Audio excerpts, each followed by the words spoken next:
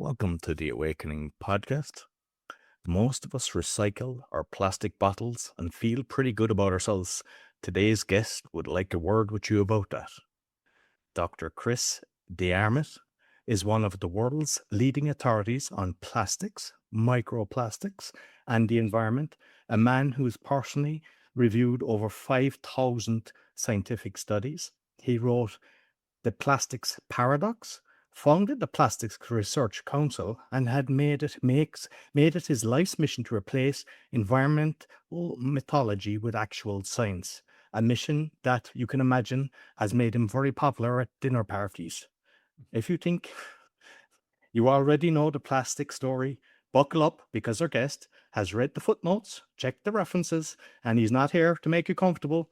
He's here to make you informed. Please welcome Chris Armitt. Thank you. Thanks for having me on the show. Yeah, no problem. So, I suppose let's kind of go back a bit because you've studied a lot, but I want to kind of know a little bit about yourself first and how you got into all this. Sure. Yeah, so my job is to be a scientist, right? I care about facts and then solving problems based on the facts. It's usually easy to solve problems if you start off with good data. And I was not any more interested in plastics in the environment than anyone. Just a normal person. It never really crossed my mind until my daughters came home one day from elementary school and their teachers had told them that plastics don't degrade. And that's just an outright lie. Plastics are made of the same carbon-carbon bonds as an apple or we are or a leaf is or a tree is, and they degrade exactly the same. So that made me angry. I thought, I'm paying a lot of property taxes so that my kids can be in a good school district, only to have them brainwashed with nonsense. And then they asked me other questions about plastic. So I've been on TV. This vaginal and hernia mesh that you get in the body? I didn't know about that, but I when I was researching, I found it and I was like, that was scary. Yeah, so I was an expert witness saying that plastic never should have been used. It should never have been put in the body. It was completely inappropriate and it was degrading really quickly and causing, problems for women. I got settlements for 9,000 women. So I'm not on the side of plastic. I'm on the side of whatever's true. In that case, I was against the plastic because it was the wrong choice. Anyway, so plastic does degrade. There's thousands and thousands of studies on it. And then people would say, well, all right, it degrades. What about litter? And I'd say, I don't know. I don't know about litter. I'll have to read the science. What about waste? I don't know. What about the oceans? Don't know. What about microplastics? Don't know. So in order to really have the science, I forced myself to read 400 studies. And then I published the Plastics Paradox book 6 years ago. And I just did it to get it off my chest because I was angry that my kids had been lied to. And I thought that would be the end of it, but it wasn't. People actually read it, translated it into 5 languages, and it took off worldwide. And professors even contacted me and said they were teaching their students based on that book and so forth. So it kind of mushroomed out of control. And as you said, my goal is not to take a side. My goal as a scientist, a proper scientist, is to share peer-reviewed evidence verbatim. I literally copy and paste from the studies with links so you can go check it yourself. Professors worldwide have checked this work and nobody's ever found a single error in it. It's all verified as correct. So, and if you do start with these facts, solutions are really simple. So hopefully we'll get to some of those in your podcast. So, because this is something that frustrates people. You've got peer-reviewed and paid-reviewed. And, they even with a lot of the things that's going on, they can hide 95% of it and show the best results because, yes, it's the people. So how do people know what to trust? Yeah. Well, here's a simple way. I'm telling you the truth for free and other people are telling you lies for money. So you can decide who you want to trust. There's literally billionaires funding organizations to make up stories about plastics because they're against plastics, right? So they don't care what's true. All they care about is demonizing plastics. So you mentioned peer-reviewed studies. There's been a few studies in the Lancet recently. One was funded by a billionaire called Michael Bloomberg. Another one was funded by Bill Gates. And these studies are like saying the exact opposite of what every other study says. They're just complete fiction. So it's not, and they're peer-reviewed, right? So you have to be careful. The only sound way to know what's true is to read the study and compare it to the rest of the science. And that's why my latest book is based on 6,000 studies that I reviewed. Not to pick one study like most people do that supports the case that you want to support. The real scientist reads every single study, and now I've got reading glasses to prove it, right? And then I send it to professors all around the world to double check that I got it right and spot any errors, and then you share it for free. And that's what I do. And you can like it or not. I once told a TV reporter who was here in the house, I said, I'm not here to be liked, I'm here to be right. And that's the way it should be. Yeah, yeah. So too many people are worried about, they just say whatever it takes to make people happy. They just go in, they're like sheep, they just go with the crowd. And I can understand that, because if you are passionate about truth, it puts you in a tricky spot. It means that people attack you all the time. So I suppose one of the things that most people would have seen, unfortunately, might have experienced, is when you've got these protesters going across the road. And I laugh at that, because the sign they have is made of plastics. The shoes they're wearing, the runners, is made of plastics. Most of their clothes are plastic, their phones. And, it's like save the planet. So maybe touch on that, the stupidity of that. Yeah, it is stupid. So it's unfortunate that so many of the people who claim to care don't really care. Those people you just mentioned, right? They're going around waving a cotton bag thinking that they're an angel, and it's like 200 times worse for the environment than the plastic bag that it replaced. So a lot of people are just out there virtue signaling. That's where you want to look good, feel good to yourself and look good to your friends without actually doing anything that would actually help. So scientists looked at that. They said, what are the things you can do to really help the environment? The three things you can do is fly less. Nobody wants to do it because it means less holidays. So they don't do that, right? That's a thing you could really do, but nobody wants to do it because it means an actual sacrifice. Davos, and that would stop a lot of flights. Yeah, that's a good one, yeah. And then drive less and eat less meat and insulate your home. So things that would actually make a difference cost money, or they involve a sacrifice. So people don't want to do it. So what do they do instead? They talk about straws all day. The easy answer to straws is just say no to the straw, right? You don't have to be Albert Einstein to work that out. So people just understand that, because this is an important one. Because one, there was the straws that just disintegrate and they weren't good. But I heard that there's actually plastic on the inside lining of the paper straws. And it's the same with the paper cups, that people don't realize. They think I'm doing good for the environment, I've got a paper cup. But there's actually plastic in it. There's plastic in a can of Coke as well. Yeah. Yeah, the metal gets attacked by the Coca-Cola if you don't put a layer of plastic inside. And the paper cups, everyone knows paper isn't waterproof. So you have to put either a plastic or PFAS, a fluorinated compound on there to make it waterproof, like waterproofing agent. So yeah, and they've done a study on paper showing it has more toxins than plastic. So it's more chemicals in there. People think of it as natural, but it isn't. So yeah, there's a lot of people doing crazy stuff because they were too lazy to check the science, and partly because they're being taught this nonsense at school. And we're stuck with information overload now. You see a headline, like there was one, we eat a credit card of plastic a week. The World Wildlife Fund is still making donations based on that. And it's not true. It takes 10,000 years to eat that much plastic. But of course, if you can make donations on it, why not say it? That's very convenient. There was another one. We have a credit card. Well, we have a spoonful of plastic in our brain. Scientists all around the world said that study is complete nonsense. It's been disproven again and again and again for 2 years. And it's still going around the world, because it's so exciting. The lie is so much more exciting than the truth. As Mark Twain once said, the truth never catches up with the lies, because the lies are exciting. And like you mentioned, the 1,000 years, because you hear that regurgitated thousands of times. Oh, it takes 1,000 years to break down. So yeah, let's debunk that one. Well, try going to the hardware store and asking for some guttering or something that's going to guarantee to last 1,000 years. They'll laugh you right out of the shop. I mean, we know that our car headlights go misty and yellow and fail. We know that our garden furniture crumbles under the legs snap off when we sit on it. It goes all white and chalky. We know that the siding on our houses goes white and chalky and crumbly over years from sunlight exposure. So apparently, we're able to see all of these things happening with our own eyes. And as soon as Greenpeace or the World Wildlife Fund or whoever else tells us that it takes 1,000 years, we go, oh, yeah, that sounds reasonable. You're like, really? You'd rather believe an NGO who's making money from your donations than your own eyeballs, which is preposterous. And as I said earlier, right, plastic is made of the same carbon-carbon bonds as paper and trees and apples and us, right? You don't bury somebody and expect them to be there 1,000 years later, right? They're gone. So this idea that plastic is not degrading is just a lie. There's thousands and thousands of studies. There's a whole journal from Elsevier called Polymer Degradation and Stabilization. My professor was the editor of it, and it's been going for 50 years. It's like all about how to stop plastic from degrading so quickly. It degrades too quickly. People are still trying to come up with better additives to slow it down.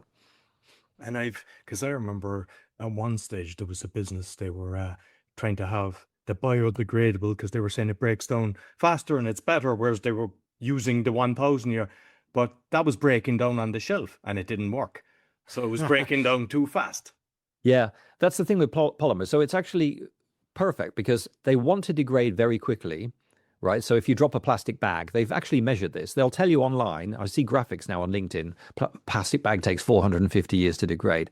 That was made up. Somebody just pulled that right out of their you know what, right? It was complete fiction. There's never been a single scientific study that said that. So they measured how long does it take for a plastic bag to degrade if you just drop it on your garden? And the answer is it falls to bits and degrades in less than a year, 9 months. Right. So we're told hundreds of years, and in reality, it degrades at the same speed as a paper bag. So that's a regular plastic bag. The trouble is we don't really want degradation because that degradation means converting a solid into carbon dioxide, which is greenhouse gas, right? Which is what most people are against. So you go for a degradable bag, you're paying more money for something that's actually increasing global warming if you're, if you're an anti-global warming person. So your best option is to buy a regular plastic, and the manufacturer puts in just the right amount of stabilizer and the right kinds to make it last as long as it needs to last. So a bag is disposable, and if you drop it by accident, it will disappear. On the other hand, a plastic pipe can last in the ground for over 100 years, no problem, because it has better and more stabilizers in it. So that's the perfect situation. It's a material with tunable degradation. And with the bags, because what they pushed in is kind of Everlife bags, the thicker. But the problem is something spills in them. They do rip, they do break, but Yeah. there's a lot more plastic in them. Like, Yes. I'm assuming they take a long time to break down as opposed to the ones that we used to be using all the time. Yeah, so the thicker something is, the longer it takes to degrade. They've actually seen these, those redwood sequoias that fall over in the forest. They can sit there for hundreds of years, fallen over, and still haven't degraded. So thick things take a lot longer to degrade. And the reusable bags, you're right. So they do. The only way to know what causes more or less harm is a life cycle analysis. That's where you add up all the impact of the whole lifetime of that product, whether it's a bag or an airplane, right? And when you do that, you find out that those reusable bags you mentioned, they're much thicker, and they have less impact if you reuse them enough times. So in theory, they're actually better than the regular polyethylene bag. But in practice, people forget them at home. So what you end up doing is selling more plastic and I think creating I more have a waste. thousand of them at this stage. Yeah, I've got a whole cupboard. I've got a cupboard so full of those takeaway Tupperware container things that I can't even close the cupboard anymore. It's just selling more plastic, creating more waste, using more material, all for the illusion of feeling good about ourselves because we couldn't be bothered to take one less flight and not go on holiday. So with the tires, there's a few things I want to touch on the tires, but one I saw at one stage they just decided to chuck them all into the sea, and then you'd see scuba divers, and you just see like, because obviously that's a lot thicker. Does that break down as well eventually? I know there's metal in it as well. Right, a couple of things to say about that. First of all, rubber is not plastic. So there's polymers are that's a group of large molecules, right, including DNA and cellulose and collagen and enzymes and polyethylene and polypropylene and rubber. So polymers, that means something with many units, a large molecule. Rubber is a subset of that, and so is plastic, but they're not the same. So technically, micro rubber is not microplastic. So that's the first thing to say. It's a different material. And that's important because when I look at 600 studies on microplastics, I've never seen a single credible study showing any toxicity or anything happening. Just literally, they've fed it to animals for months and nothing happens. Whereas rubber is the opposite. Rubber actually does release a toxic chemical. That's proven. So if you put tires in a stream, you poison the salmon and they die. So there's a stabilizer in the rubber which then converts to another chemical when it's doing its job as a stabilizer. And that, I think it's called like 6-ppdq or something like that, some really unmemorable name. That converts to something that's highly toxic. So yeah, tires do degrade over time, like anything made of carbon does, but it's that's very different to microplastic, and it can be toxic. Yeah, so I wouldn't recommend just sticking tires anywhere and expecting good things to happen. And with the breast implants, is that rubber or is it a form of plastic that's over the silicone? So say that again, I didn't catch it. With breast implants, is that a rubber as well that's over the silicone?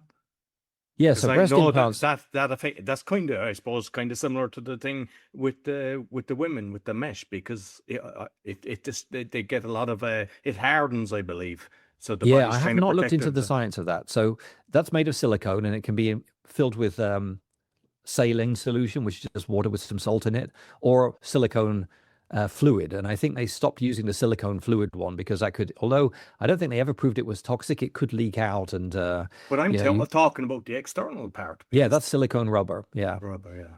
yeah. So Yeah, I have not looked into the science on that. So the special thing about polypropylene, which is what this mesh is made of, when you put it in the body sees that as like, if you had a splinter or something, your body recognizes foreign objects and it has a reaction to it. It's called it creates reactive oxygen species. And those reactive oxygen species are brilliant at attacking polypropylene. So that is kind of like a fishing wire in there that's woven into a mesh, and it gets destroyed by your body's system. So and then you've got like little jaggedy pieces, right? Because that mesh has been broken down into little segments. So, and it creates inflammation, your body's response. The same as if you had a splinter in your body, right? You get red and you get sore. That's what can happen there. So, on the other hand, so I know a lot about the science of that, but I have not investigated the science of the silicone thing. That's outside of my field because it's rubber instead of that's the thing. When you're a professional scientist, you don't just wing it, right, and give opinions on things you don't know about. That's what I love. I mean, that's the best way Yeah. to do it, where some people do, and that way you get more credibility, I think, when you Yeah, say yeah. that. Yeah. Yeah, that's in fact when you're a fellow of the Royal Society of Chemistry, like I am, you have to, you have a code of conduct, and one of them is to say things where you're an expert and not to say things where you're not an expert, because people will trust you, thinking that you know what you're talking about when you might be just, winging it in some other area. And that's unfortunately, medical doctors seem very happy to do that. There's plenty of them on the internet spreading outright lies about microplastics, and they think because they've got a stethoscope around their neck, they're completely credible and able to give an opinion on anything. I certainly would not offer to take your tonsils out, and it would be nice if they didn't go around giving opinions on things that they're not qualified to. Yeah. With the water then, because we hear a lot of this, the water bottles, they're stored in, the sun gets at them, all the little microplastics leak, and then you're drinking it. That's going into your body. What's the truth on that one? Yeah, total nonsense. So there's many things to say about that. One is that the little particles you get is incredibly small amount. It's like 0.0000001% of the amount of water. That's the amount of plastic. And it's generated by screwing and unscrewing the cap, right? It's just abrasion. And that's important because that means that those plastic particles are not some weird contamination that nobody knows. They're not like some dust from the floor of the factory, right? They're literally the FDA approved polyethylene and PET that the bottle's made of in an incredibly small amount, right? That doesn't cause any harm, completely non-toxic. So they fed 5% of the diet of rats as either polyethylene or PET for months, zero effect because it's non-toxic, right? It's literally nothing happening. So people are obsessing over this 0.0000001% by weight of something that's non-toxic. So that's not a problem. And then when it comes to the sunshine, this is a fascinating. So I didn't know before I started checking this, but in like poor countries, they don't have safe water. It comes out of a well and it's full of bacteria and you can get diarrhea and people die from it in large numbers every year just from not having clean water. So what they do is they disinfect it using sunlight. And the way they do that is they take a used PET bottle, fill it with this bacteria-filled water, and they leave it on the roof. And it gets extremely hot up there, and the UV from the sunlight is killing the bacteria at the same time as the temperature's killing them. So after one day on the roof, baking hot on the roof, you can take that down, cool it, and drink it, and it's safe. That's called solar water disinfection, SODIS for short, and it's saving like millions of people use this. It's saving tens of thousands of lives. And then, of course, scientists said, well, what about the chemicals coming out of the PET bottle? Isn't that harmful? So they measured it and there was like nothing there. There was no harm whatsoever. There were tiny amounts of chemical, but mainly it was coming from whatever, like orange juice or whatever had been in the bottle before. Now they didn't find anything harmful at all. So that's been studied. Even if you were to take that bottle and bake the heck out of it on a roof in Africa for a whole day, there's no harm. You said something there, I know, that actually made me feel good. You were saying that they tested it on rats, because I read a book, it was written around 80 years ago. It was The Wheel of Health, I believe, Dr. Wrench, and he tested all the rats with the food, and they saw all the different things, the diseases and everything. So it was so from that moment, I thought, okay, because they were saying a rat of 2 years is equivalent to a human of 50. Whether that's true or not, I don't know, but I always kind of paid attention to that. And I think, like, say, aspartame causes cancer in rats, but it's safe for us, loads of things like that. So when you tell me that it's okay for rats, that's actually making me go, okay. And I think a lot of this as well is with the brainwashing going on, the propaganda, people then can make themselves ill by thinking, oh my God, I'm drinking a water bottle that's got these microplastics and my brain has got so much percentage of microplastics. That's exactly right. I was on a podcast a couple of weeks ago, and that woman, she was a medical doctor, and her specialty was stress. And I looked up the science on that. Worrying about things which are not worth worrying about, it causes more health effects than the thing, because the thing was non-toxic in the first place. So there you are, worrying yourself to death. There's definite proven heart consequences, health consequences, everything from, I mean, if you want to worry, right, how much time can you spend worrying, right? Worry about something that's actually worth worrying about, like a war or feeding your kids or, something that actually makes a difference. Don't worry about things that are proven to be non-toxic. And let's give one example. This is really extreme because you mentioned rats. They replaced 25% of the diet of rats with Teflon from your frying pan, right? The one that everyone says is PFAS and you have to get rid of it and it's toxic. They fed it to rats, 25% of their diet. For 3 months, nothing happened. The scientists who run the study said this would be brilliant for weight loss. You could like fill up on PTFE and it's completely non-toxic. It goes right through you. That's literally what the scientists said. They said it's so non-toxic, you could eat it and lose weight. And I'm not suggesting you do that, but that's how non-toxic it is. It's less toxic than table salt. It's less toxic than caffeine in your coffee. It's less toxic than almost anything they've ever measured, right? And this is what people are telling you to avoid. Let's ban PFAS. You're like, well, that's just stupid. It's PFAS is thousands of chemicals, and to ban all of them would like somebody made a great analogy, right? There's a million Jacks, but only one Jack the Ripper, right? If there's a guy called Jack and he's a criminal, put him in prison. But you don't put everyone called Jack in prison. And that's what they're doing with PFAS, right? They're saying, well, there's 10,000 chemicals in this group of PFAS. And rather than actually use our brains and follow the science and ban the ones that are a problem, let's just ban the whole lot of them because we're stupid politicians who can't be bothered to read anything. And that's just pathetic, right? That's not how the world should be. You can't go around banning. Imagine one. I mean, it just doesn't make sense. You see, that's not how justice works. Imagine you went in front of the judge and he said, oh, my name's John. And he goes, oh, I'm sorry. I once met a John and he was a criminal, so I'm going to put you behind bars. I mean, that's how absurd this thinking is. And that's what we're doing today. I'm not saying we should keep all the toxic PFAS, ban what is, toxic, but keep the stuff that's important. Like Teflon, you cannot escape planet Earth without fluoropolymers like Teflon, right? You cannot build a rocket. You cannot make things that work. You can't fly an airplane without that as insulation on your wires. I mean, some of these things are not only non-toxic, but fundamental to our survival. And we're banning these things because we couldn't be bothered to switch our brain on.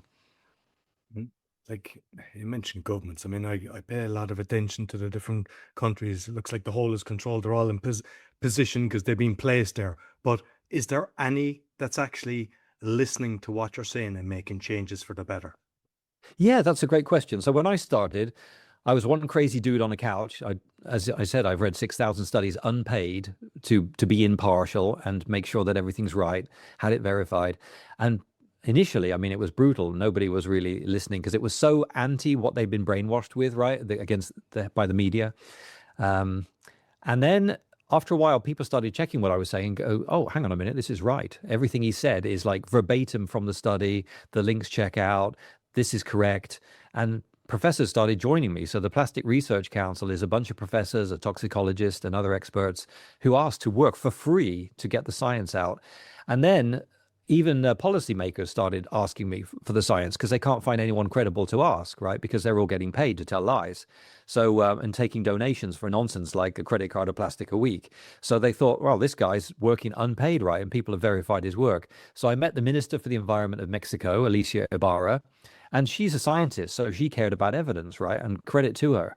So I met her in her office and showed her the science, and she goes, "Oh, I get it. Yeah, this has been blown out of all proportion." And now she demands to see evidence, right? When people come in, they can't just march in, these NGOs, and tell her whoppers. They have to come into her office, and she said, "If you don't get an appointment, if you don't have evidence, come in here and show me the evidence, and I'll listen to you." And that's fantastic. That's all I'm asking for, is that these politicians look at the data. And here's an example.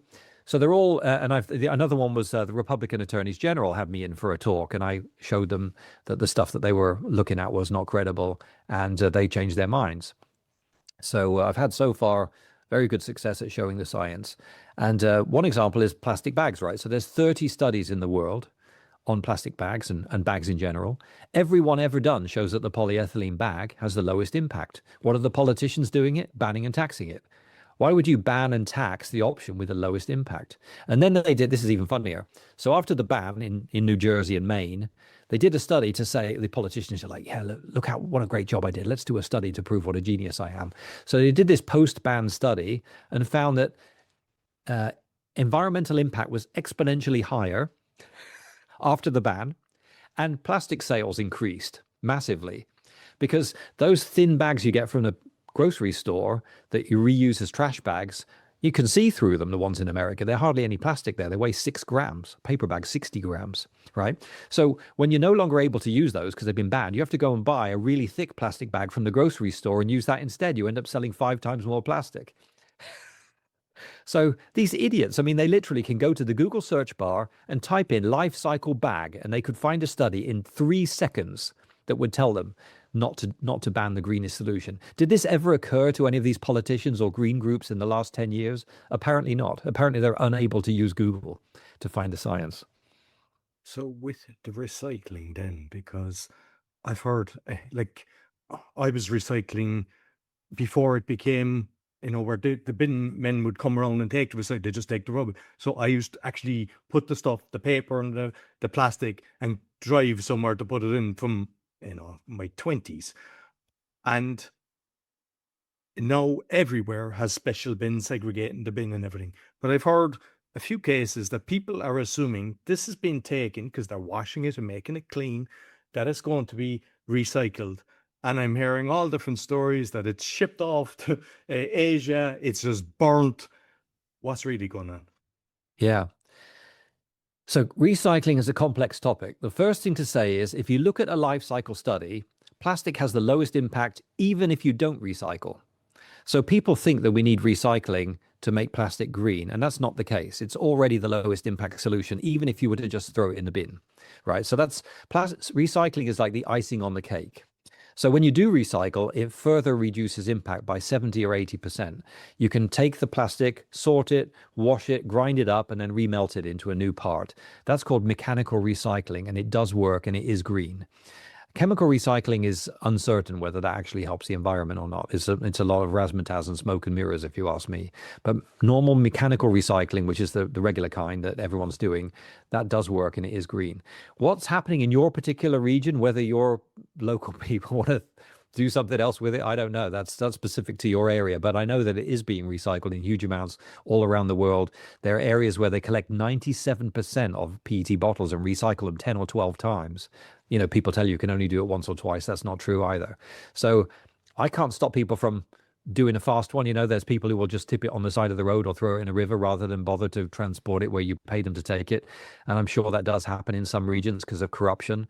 But recycling does work, and it is done at a huge scale all around the world. I can tell you that.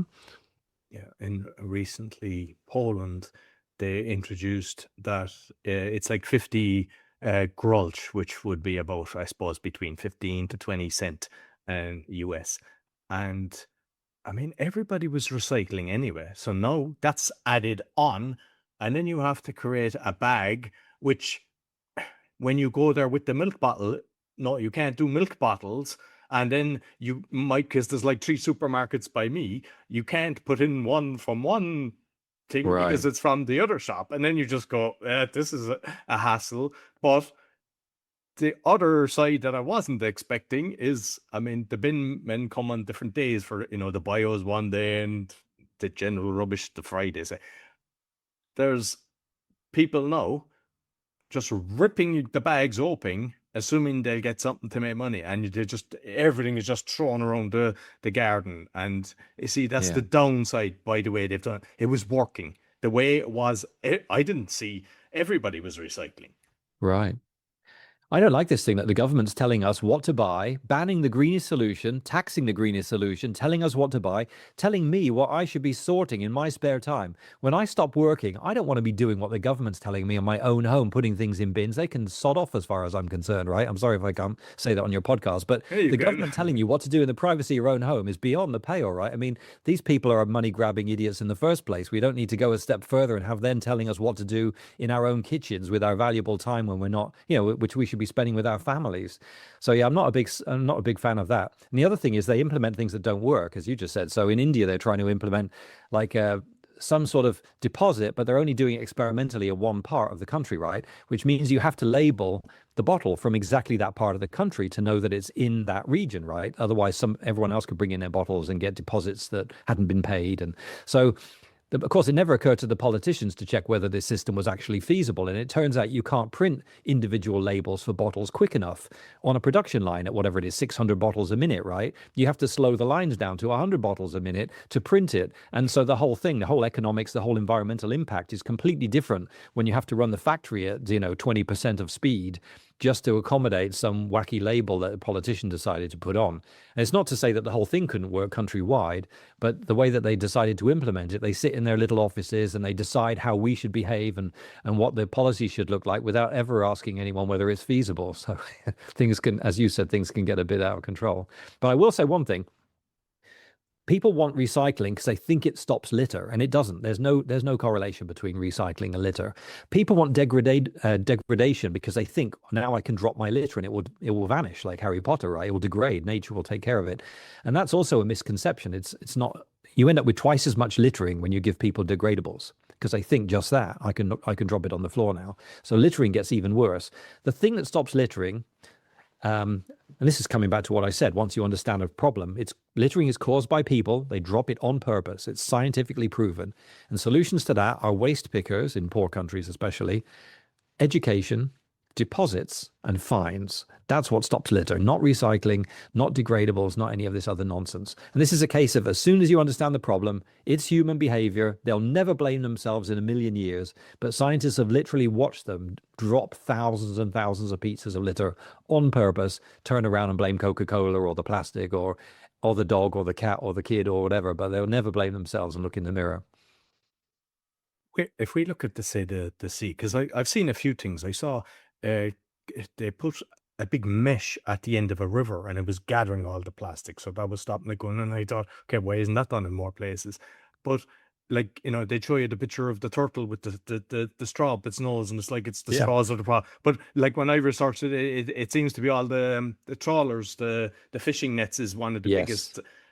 So with the water, because I'm seeing stuff, and I don't know, it's half the stuff where they're trying to get people to invest in the plastic stuff, because there's one thing is supposed to self-sustain, it moves itself, it eats up the plastic. And is it true? I haven't a clue. I don't know. I can't prove that. But regarding the sea and the nets and everything, how do we tackle that one?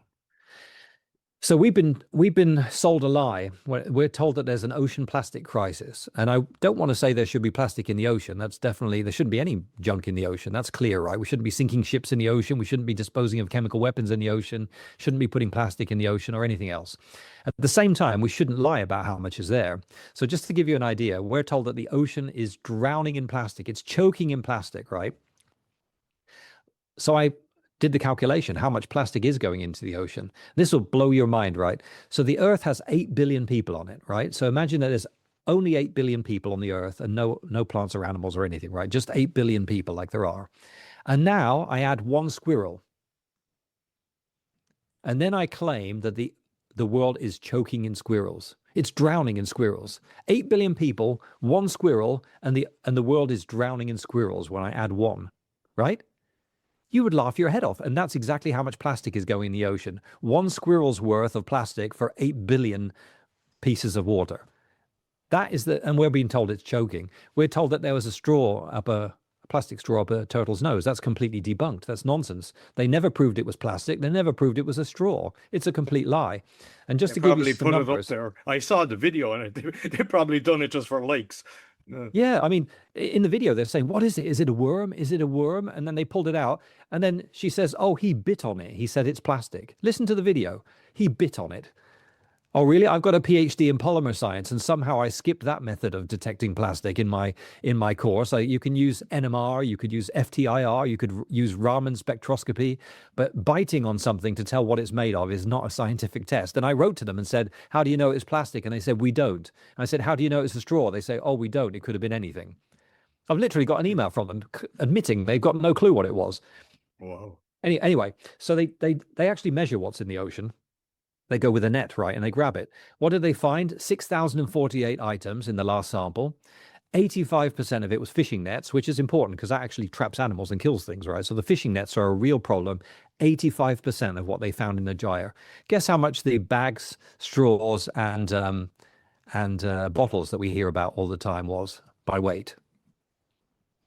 1%? 0.03%. Wow. And we're being told we're drowning in that we have to stop littering. It's coming out of the rivers. And again, I'm not saying we should have that stuff in our rivers, but to say that it's an emergency is an outright lie.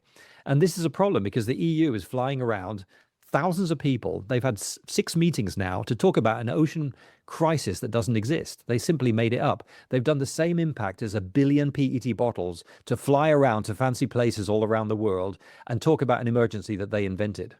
And that's not helping the environment. That's just idiocy. So if you want to do something about the ocean, regulate nets. That's the answer. Don't talk about straws. They did a study. There's a study with a certain type of ship that pulls a net looking for plankton, checking how much plankton's in the ocean. And the special thing about that study is that they've done the same one since the 50s, right? For decades, they've done this same study, pulling a net around the Earth. They had to sail 100,000 miles pulling a small net to find one piece of plastic bag. 100,000 miles. That's 4 times around the planet to find one piece of bag. Not a whole bag, just a piece of bag, right? And we're being told that it's around the turtle's nets. It's complete fiction. There's never been a picture in the history of the world of a turtle with a bag around its net. They're all photoshopped, all trying to scare us, all trying to get our donations to regulate and clean up a thing that isn't there. It's a big scam. So, because you mentioned the 8 billion people, I think that's another lie. Because when I started researching, I was looking at China, I was looking at India and a few of the other countries. It wasn't adding up because like I calculated all the top cities, even the smaller cities and everything, and I was getting nowhere near. And I said, even if I double it, you don't get 1.4 billion. And I'm heavily censored. That was removed, and I was like, every time I've stuff that's removed, it's like, okay, they don't want it. They don't want people to know about this. And after I've done that, I've seen some other people coming out. One person recently was talking about China, and they were actually saying the same thing. They were saying they had the one-child policy for so many years. There's no way they could have that population. So, I mean, obviously I can't go around counting everybody, but, like, like we were saying at the start, like a lot of the stuff we're told information, like there's so much different things, and it's very hard to know what the actual truth is. Yeah. I'm amazed at how, what's the word to use? Let's use the word delusional, right? So I read 6,000 studies unpaid, right? I'm a professional scientist. I cite every study verbatim. I give a link. I have professors around the world check it. And every day people on social media are arguing with me as if they're flipping Albert Einstein or something. It's like they would literally dig that guy up and start arguing with him about relativity and telling him he's wrong about gravity or gravitational lensing or whatever. I mean, not to say that I can never be wrong, right? But I would never go to a heart surgeon and start arguing with him about the best way to do a triple bypass, right? I mean, my arrogance would have to be out of control to do that. And yet that's what people do with me every day on LinkedIn. They're like, oh yeah, how do you know? And blah, blah, blah. And it's like, really? You've not read a single scientific study on this in your whole life, and you think you're going to tell me what's what based on a headline you saw in The Sun? I mean, it's just preposterous. People need to get a grip of themselves, and try to have the amount of confidence you have in because sometimes people say, oh, you're very sure about your opinions. I'm like, yeah, I've read 6,000 studies to make sure that it's right? The amount of confidence you have in your opinion should be based on how much evidence you have, right? Not based on some headline you saw from an NGO that wants to, scare you into donating. Well, it's fascinating.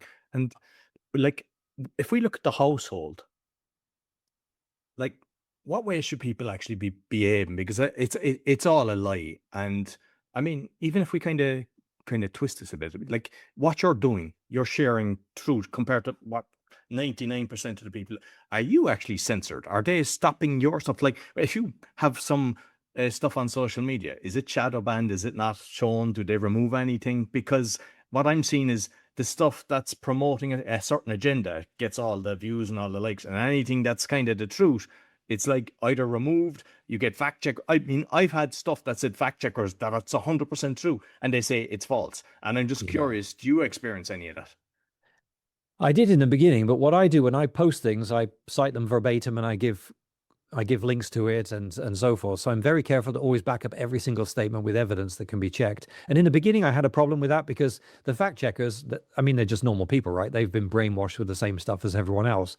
So in the beginning, it was a problem. But after a while, people just realized it was true. And they realized I'm a professional scientist sharing science for free. And I'm not trying to sell any product. My books are for free. People are always like, he's trying to sell a book. The books are for free in different languages. Go and download them. You don't even need to give me your name or your email address. You can go to the Plastics Research Council and see the other professors who are endorsing this work and everything. So there is some of that going on because these people don't know the science. So they're not, I'm a fact checker myself, right? And I know what I'm doing because I've actually read the studies. Whereas these people, they're just doing their best. So I do see that going on. It has happened to me in the past, but it doesn't happen anymore. And your business, then you're helping people as well, companies, with their recycling, let's say. Yeah, is that where you're going in and you're kind of making sure No, they're doing things right? No. no, I don't do any of that. So I don't make, sell, or market plastic, and I'm not really helping anybody with recycling or anything like that. I'm just trying to share science. Um, yeah, so that's what I do. Um, so And that's a confusing thing, right? Because my job is to be a problem solver and make better materials. That's my paid job, but that's not what I'm here for. I'm talking to you unpaid now for the Plastics Research Council, sharing science for free. So I have to get paid somehow, right? My job is a totally separate thing, being a scientist. And there's examples of exactly problems I've solved on my website and stuff like that. So it's important to have that so it's totally unrelated basically to what I'm doing here. I devote a certain like 1,000 hours a year to unpaid work to share the science. excellent. And the two books that you've got, because one, I believe is around 90. You might just kind of tell, because I can make sure I put the links in the show notes in here. Okay. Yeah, the Plastics Paradox is the first one. It's like a coffee table book and it's really easy to read. And that one was based on 400 studies and everything in it is still right. Nobody's found a scientific error in it. So that's the one I'd recommend, even though it's 5 years old, everything's still correct. Includes microplastics, ocean waste, recycling, everything's in there. But this is the heavier, newer book based on 6,000 studies, and I cite 250 of them in this book. That's harder to read because it's packed full of science, but it's a more solid document in terms of, backing up what I'm saying with peer-reviewed science. And that's the one that's been endorsed by professors all around the world. I mean, literally people I've never met. I send it to professors I'd never met. Think about that. Think about if I was a charlatan, right, making stuff up, and I'm sending my book to professors in Australia and New Zealand and Netherlands and Germany and England and Ireland and Canada, America, all around the world, and saying, here, check this out. I mean, why would I do that? I'd have to be an idiot. They would just say, you're a buffoon, and talking nonsense. But instead, they asked if they could help share the science, if they could use these books to teach their students and help me translate it into other languages and so forth. So I was surprised at that reaction, to be honest. And because like we touched on, the pay review stuff, and it's actually harmful for genuine scientists like yourself and others that are actually doing it. So is there, do you have to go to court? Like, what's the solution to stopping all this? The ultimate solution would be this. So I asked ChatGPT, why are billionaires funding attacks on plastics? Right? Because it's a mystery to me. I mean, these people should be smart. And I couldn't work out why is Michael Bloomberg, for example, on record as funding beyond petrochemicals and beyond plastics. And it's not a secret, right? He's out there saying, I'm against plastic and I'm giving these people money to attack plastic. So I'm not exposing some secret. And the answer is this. ChatGPT said, well, it's this simple. The billionaires think plastic is part of the petrochemical industry. That's fossil fuel. That means global warming. Therefore, plastics are bad, right? And it's basically 5-year-old thinking, to be honest. Because what you need to ask yourself is not if something has an impact, everything has an impact, but do plastics have more or less impact than the alternatives? Because if you're against plastic, that means now people have to buy paper, metal, or glass, right? Because they've got to put their groceries in something, they've got to build their houses out of something. And when you study that, you find out that replacing plastic increases impact in 90% of cases, and not by a little bit. Sorry, replacing plastic means 4 times more waste, 3 times more greenhouse gas, and using twice as much fossil fuel. So that's what these billionaires in their wisdom never thought to check, right? Plastic does use fossil fuel, but replacing it means twice as much fossil fuel. They're spending tens of millions of dollars to campaign against their own wishes. I wish I was that rich, that I could spend tens of millions to campaign against what I believe in. And as soon as, so this is how you would stop it. I would have to get to Davos, where all these people are brainwashed by people with interests, and show them the science and say, hey, if you're really against fossil fuel, you need to stop demonizing plastic because you're actually making this worse. Plastic, because it makes cars lighter, because it insulates our homes, and because it prevents food waste, 4% of oil is used to make plastic, but you save more than 4% by making cars lighter, by preventing food waste, and by insulating homes. So they're only looking at one side of the equation, how much oil is used to make plastic, and they forgot, in their infinite wisdom, to count all the other side of the equation, which is how much fossil fuel do you save by using the plastic. So if these people were to ever see the facts, they would change their mind, just like all the policymakers that I've met around the world have changed their minds once they saw the evidence. Unfortunately, I'm not friends with Elon Musk or Bill Gates or Joe Rogan or any of these people that can really make a difference. I'm sitting here on my couch shouting the truth unpaid. So whereas these people have got massive amounts of funding to share nonsense. Yeah, it's fascinating that you haven't been brought in, because that's what they kind of talk about all the time at these Davos things. And with your experience, you're the one that should be telling them all what to do, and they should heed what you're saying and then resolve everything. Yeah, they fly on their private jet to talk about how we can save impact, and the worst thing you can do is flying. It's incredible. Yeah, these people need to spend less time trying to look good and feel good and more time actually being good. No, absolutely. Listen, Chris, thoroughly enjoy. I don't know, is there anything else that we haven't covered that you'd like to mention? I don't think so. I mean, just be skeptical, people. Don't believe. The more salacious a headline is, the less likely it is to be true. I mean, if you hear something that's really exciting, it's probably not the case.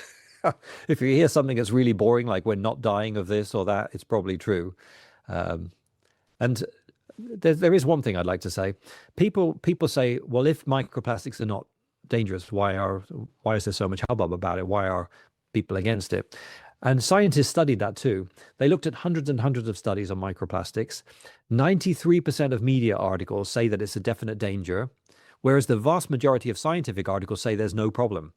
So the reason people are worried is that it's scientifically proven that we've been lied to about microplastics. We've been told it's dangerous when that's the exact opposite of what most of the scientific studies are saying.